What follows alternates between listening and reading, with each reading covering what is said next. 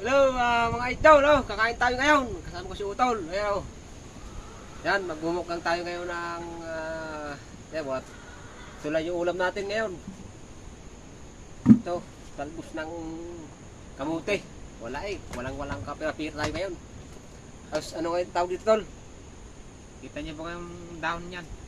Ito ay dahon ng Ito daw ay dahon ng kulantro. kulantro nga pala. Yan.